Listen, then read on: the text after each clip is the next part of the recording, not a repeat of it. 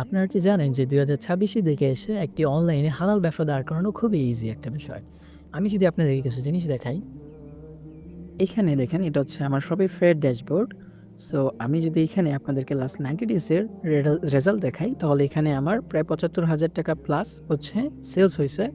আমি যদি এই রেজাল্টটাকে আপনাদের এখানে লাস্ট 7 ডেজ দিয়ে দেখাই, এপ্লাই করি, তাহলে এখানে দেখতে পাচ্ছেন যে আমার হচ্ছে প্রায় ৳৩৯,৮০০ মতো সেল হইছে, প্রায় ৳৪০,০০০ সেলস হইছে গত ৭ দিনে। এই সেলসটা করার জন্য আমার Facebook অ্যাডসে আমি স্পেন্ড করেছিলাম $২৩, $২৩ প্রায় $২৪ বলা যায়। আমার ওভারঅল রেজাল্ট খুব ভালো ছিল। রোয়াসটা খুব ভালো পাইছি আলহামদুলিল্লাহ, অ্যান্ড 24টা সেল অ্যান্ড 99 সেন্টসে হচ্ছে পার কস্ট পার রেজাল্ট আমার। সো খুবই ভালো।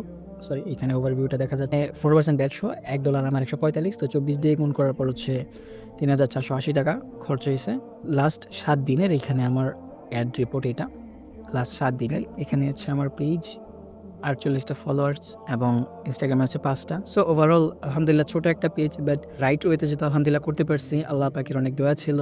দেখেন ২০২৬ এর দিকে এসে যদি আপনার মনে হয় যে আপনি একটা হালাল বিজনেস করবেন, আপনার যদি মনে নেক ইচ্ছা থাকে, ইনশাআল্লাহ আল্লাহ পাকের উপর ভরসা থাকে, আপনি একটু মেহনত করতে পারেন। অনলাইনে অনেক রিসোর্সেস এভেলেবেল আছে।